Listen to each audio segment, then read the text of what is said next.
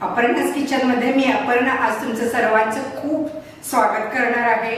आणि आज आपण एक असा पदार्थ करणार आहे की जो आपल्याला वर्षभर लागतो स्वयंपाकामध्ये।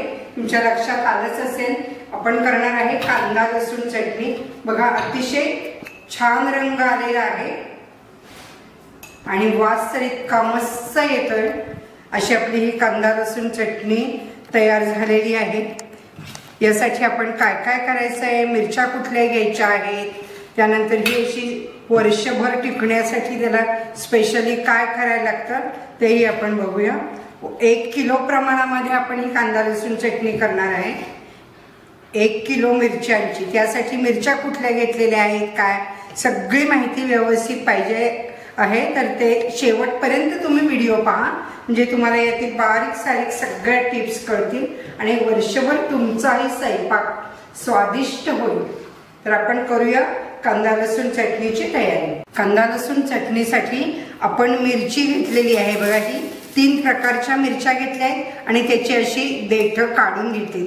वरचंच देठ असं काढायचं, पूर्ण देठ काढण्यापेक्षा वरच्या वर देठ काढायचं आणि ही मिरची 1 दिवस साधारण 4 ते 5 तास उन्हामध्ये चांगली वाळवायची। मिरच्या पहा कुठल्या कुठल्या घेतलेल्या आहेत आपण। ही आहे ही देशी मिरची आहे, त्यानंतर लाल जी दिसते अगदी ही बेडगी मिरची आहे। बघा एकदम लाल दिसते, याने चटणी आपली तिखट एकदम लाल रंग येतो। ही साधारण आपण पाव किलो घेतलेली आहे। त्यानंतर देशी आपण अर्धा किलो घेतलेली आहे आणि दुसरी शंकेश्वरी मिरची आहे ती पाव किलो घेतलेली आहे। तुम्हाला जर खूप झणझणीत तिखट हवं असलं तर मात्र यात तुम्ही पाव किलो त्याची मिरची घातली तर पाव किलो तुम्ही त्यामध्ये तिखट एकदम जी असते आपली कोल्हापुरी मिरची म्हणतो लवंगी ती घातली तरी सुद्धा चालेल। पण याप्रमाणे मी 3 प्रकारच्या मिरच्या घेतलेल्या आहेत। त्या 3 मिरच्यांनी आपली चटणी अगदी तिखट होईल आणि अशी मिरचीची मी देठ काढून साधारण 4 ते 5 तास उन्हात ठेवल्यात। खूप वाळवल्यात मिरच्या तर याचा रंग फिका होतो, म्हणजे मिरचीचा पांढुरक्या दिसायला लागतात, म्हणून फार पण वेळ ठेवायची नाही। आणि खड्ड अशी बघा मोडती ही इतकी वाळलेली आहे, लक्षात येते। अशा पद्धतीने या मिरच्या आपल्या वाळलेल्या आहेत, या आपण बाजूला ठेवूया आणि पुढची तयारी करूया। त्याची आपण कांदा 1 किलो घेतलेला आहे, लांब चिरून घेणार आहे। आलं 100 ग्रॅम आणि लसूण पण 100 ते 125 ग्रॅम सोलून घ्यायचा।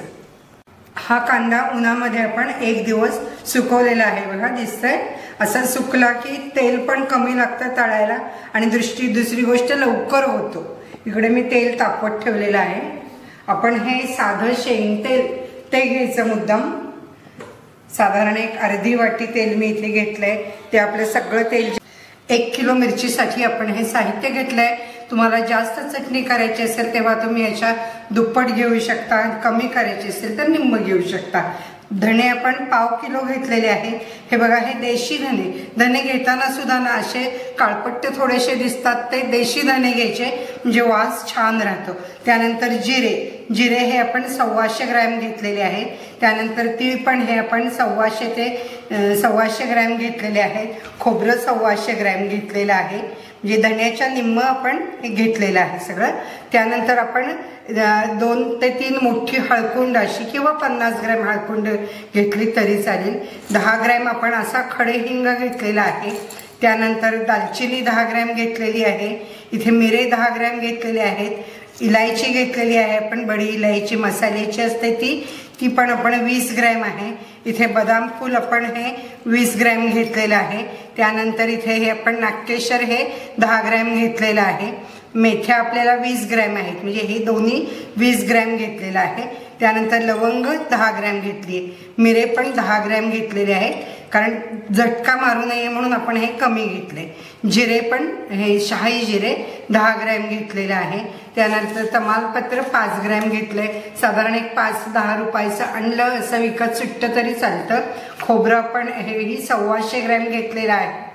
मीठ आपण 200 ग्रॅम घेतलेलं आहे आणि इथे मी मगाशी कोथिंबीर राहिली, ही कोथिंबीर ही अशी आपण सुकवून घेतलेली आहे उन्हामध्ये 1 दिवस ठेवून, म्हणजे ही अशी तिखट चांगलं टिकण्यासाठी याच्यात मॉइश्चर नको आहे आपल्याला। सुरुवातीला आपण पहिल्यांदा धणे भाजून घ्यायचे।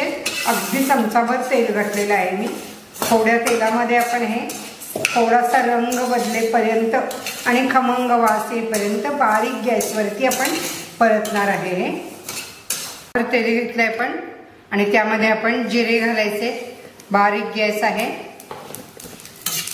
सतत असं परतत राहायचं म्हणजे एकसारखे मसाले भाजले जातात।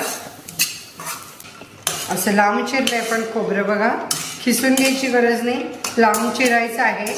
आणि आपण खोबरं आणि तीळ हे मिक्सरवर बारीक करणार आहे।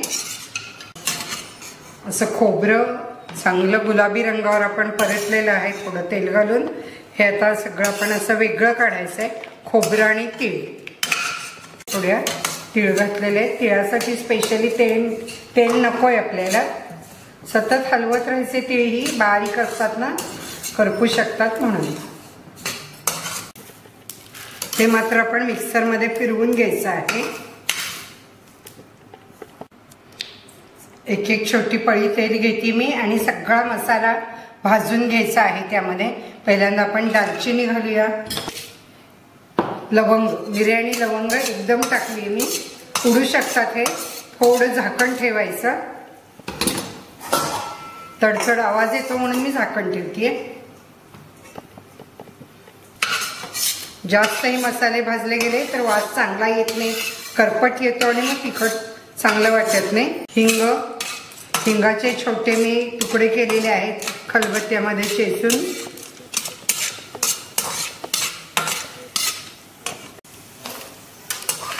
खडेहिंगाचा वास छान असतो। रोजच्या स्वयंपाकाला सुद्धा ना तुम्ही खडेहिंग वापरलात फोडणीत तर जास्त चांगला वास येतो फोडणीला। आता आपण पुढचं मेथ्या भाजूया। मेथ्या पण जास्त भाजायच्या नसतात, नाहीतर कडवटपणा येतो, म्हणून मेथ्याची बघा नुसतं असं घातल्या मी आणि परतून घेतल्या नुसत्या। कडवट असतात म्हणून जास्त भाजायच्या नाही, आणि मेथी भाजल्यावर कडू होते हे लक्षात ठेवा।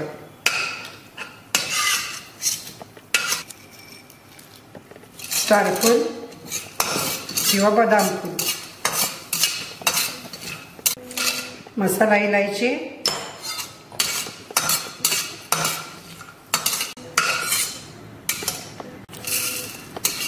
नागकेशर, हळकुंड पण फोडून भाजून घ्यायची आपल्याला तेलामध्ये। शाही जिरे वाजतो आपण, त्याचाही वास छान असतो। आपला जैन चटणीचाही व्हिडिओ आहे, लाल मिरची पावडर आणि गोडा मसाला असे व्हिडिओ आहेतच आपले पहिले, तेही तुम्ही जरूर पहा। बऱ्याच जणांना कांदा लसूण चटणी कोल्हापुरी पाहिजे होती म्हणून खास आपण हा व्हिडिओ केला आहे, कारण इकडच्या भागात कोल्हापूर सांगली साईडला भरपूर जण वापरतात हा। आता आपल्याला तेजपत्ता भाजायचा आहे, थोड्याशा तेलामध्ये आपण हे भाजून घ्यायचं आहे। अशा पद्धतीने आपले सगळे मसाले भाजून झालेले आहेत। आता पुढची प्रोसिजर काय करायची आहे ते पाहूया आपण भाजून झाल्यावर। हा मसाला तर आपल्याला पूर्ण गार होऊ द्यायचा आहे। तीळ आणि खोबरं हे आपण कधीही कुठलाही तुम्ही तिखट करा मिक्सरवर मध्ये बारीक करून न्यायचं आहे आणि मग तिथे डंकामध्ये त्यांना मिक्स करायला द्यायचं, नाहीतर ते डंकात व्यवस्थित होत नाही। आणि तीळ असे आपले बारीक झालेत, हे आपण आता चटणी करताना डंकात नेणार आहे। कोथिंबीर ही वाळलेली आपण थोडी अशी परतून घेतलेली आहे। आता आपण जो कांदा ठेवलेला होता लाल करत, तो बघा कसा छान लाल झालाय। हे मुद्दाम आपण लोखंडी भांड्यात घेतलं। आता त्यामध्ये आपण हा लसूण, त्यानंतर आलं आणि कोथिंबीर जी सुकलेली होती तर ती ही अशी आपण घालून सगळं हे मिक्सरमध्ये फिरवून घ्यायचं आहे। सगळं आपण कसं भाजलेलं आहे बघितलं ना तुम्ही, तर आता मी डंकात निघालेली आहे। काय काय घेतले ते बघा। हे बघा, कांदा आपण जो केलेला होता लाल चांगला कांदा, लसूण, आलं हे सगळं आहे, हे आपण बारीक करून मिक्सरवर घेतलं ते। त्यानंतर तीळ आणि खोबरं आहे ते, तेल राहिलेलं जे उरलेलं होतं 200 ग्रॅम मधलं ते गरम करून घेतलं मी। त्यानंतर मीठ ही थोडं गरम केलं कढईमध्ये, म्हणजे आपले तिखट वर्षभर टिकायला मीठही चांगलंच पाहिजे. आणि हा सगळा भाजलेला मसाला आणि आपल्या या 1 किलो वाळलेल्या चुर्र वाळलेल्या मिरच्या आहेत बघा, लगेच कळतंय. हे सगळं घेऊन मी आता डंकात कुटायला चालली आहे आणि तुम्हाला तिखट कसं झालंय तेही दाखवते.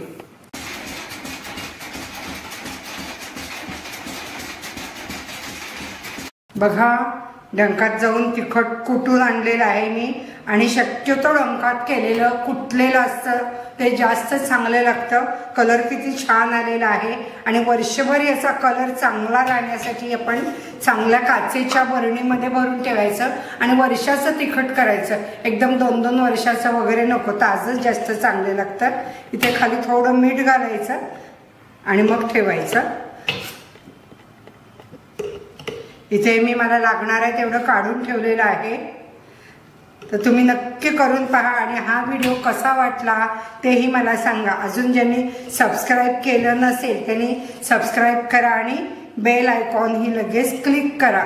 म्हणजे असेच मस्त पदार्थ वेगवेगळ्या रेसिपीज तुमच्याकडे येतील. बाय.